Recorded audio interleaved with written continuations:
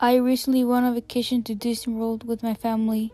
It was a lot of fun until I went on Splash Mountain. There are a lot of animatronics animals on that ride that sing and dance before you go over the big drop at the end. And although most of these animatronics are wonderful to watch as you float down the river, there was an animatronic fox that started addressing me by name halfway through the ride. He told me that he was going to marry my dad. He did that 5 times. Number 1. The time the animatronic fox made eye contact with me. I was wearing Splash Mountain, and the animatronic fox was doing his pre-programmed speech about how he wanted to catch the animatronic rabbit. The fox said, "Now's our chance to set a trap for Bear Rabbit." Then it turned and looked me right in the eyes and said, "I'm going to marry your dad, Ryan." Then the fox leaned real close to my face, which I'm pretty sure was not programmed to do. And he said, "Call me Miss Dad, Ryan. I'm going to be your dad's bride at his wedding." Before he could say anything else, I had floated away from him to enjoy the rest of the magic of Splash Mountain.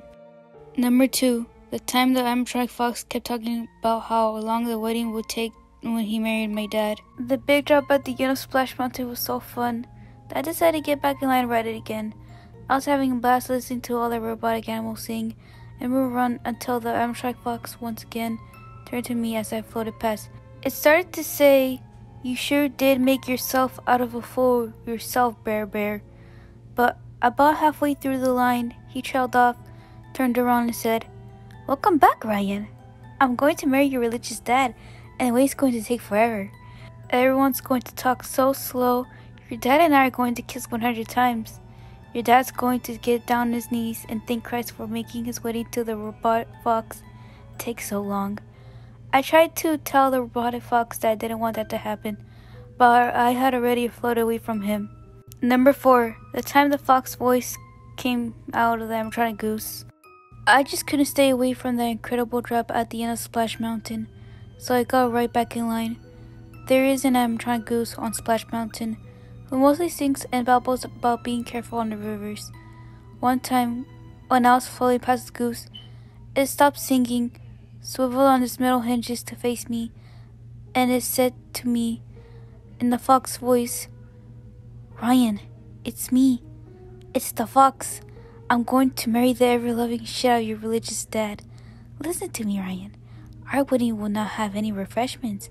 Guests will be permitted to bring one bowl of warm water from home. But that's it. Once I marry your dad, I'm going to become a huge part of your life. Have fun on the big drop." Then the goose voice returned to normal and it sang about fishing. I do not want to attend a wedding when there's no food, especially since the fox said it was going to be very long. Number 5. The time an animatronic model of my dad appeared next to the fox.